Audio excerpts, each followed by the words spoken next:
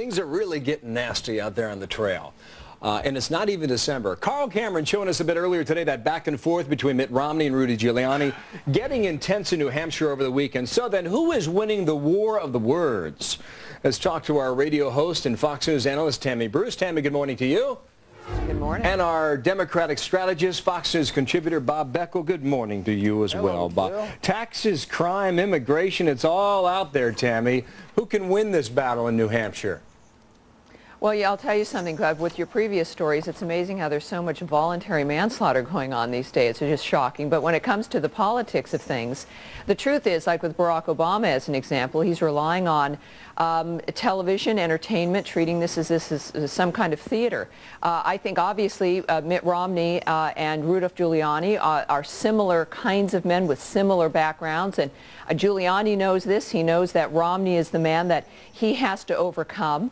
He interestingly said in an earlier piece on Fox that he wasn't interested in criticizing Fred Thompson, and some people are saying that that might in fact end up being the matchup there when it comes to the team that Hillary and whoever she chooses will face. So that could be interesting. Obviously, though, Giuliani's got the biggest national numbers. The nation is looking at this. What happens in February will be key. New Hampshire, though, is, I think, a must-win in this instance for Romney. It's clear. Okay, you mentioned the interview. Listen to it quickly, and Bob, I want to talk about that here. Roll that tape. I'm running based on results that I got as mayor of New York City. Exceptional results. George Will said that I ran the most conservative government, most successful conservative government in the last 40 or 50 years. I think people in New Hampshire are very, very practical people. And all of us can promise things, but you got to show from your background that you can deliver these things that are very difficult to do. All right, that was part of what he told Carl Cameron. Here's how a lot of people are seeing it right now. The Giuliani sees New Hampshire as a must-win. If Romney takes Iowa, Bob, and if Romney holds on to his lead in New Hampshire, Giuliani needs to slide in there somehow. Does he see an opening of sorts against Romney? Well, first of all, listen to these two. It makes you almost wax poetically for George Bush. But I'll tell you what the real problem is that Giuliani decided that he didn't need these early states, Iowa, New Hampshire.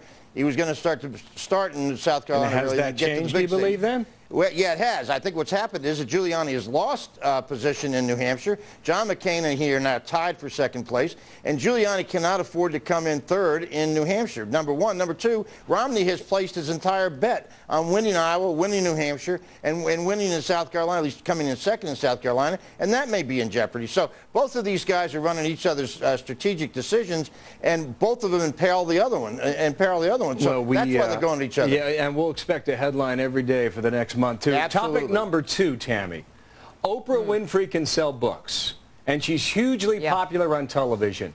Could she win votes for Barack Obama when this tour starts together in December between the two? No. Well, I think what you'll get him is some attention. But last time I checked, American women can make up their own minds about elections and life and death and the future of the country. Books are one thing.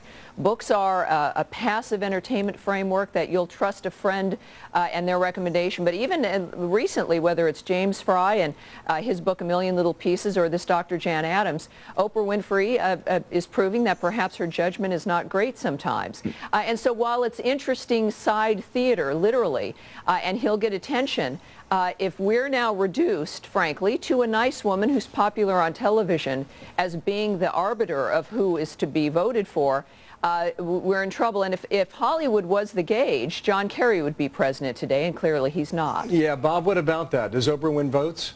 Yeah, I think she does. But look, I would not underestimate her. But first of all, she's never done this before. She's never been tested. But most importantly, what Iowa is now, the latest polls are showing for Hillary Clinton, the most disturbing fact is that she's now tied among women with Barack Obama. And Oprah Winfrey's main strength is among women 45 and older, who are the exact women who go to caucuses. And so if I were the Clinton campaign, the last person I'd want to see campaigning in that state is Oprah Winfrey. Bob, listen, you can like Tammy, Oprah Winfrey just fine without... I would love to give you guys the string and keep going. We're out of time. Thank you, Bob. Thank you. Thank you, Tammy. See you next Monday. Guys.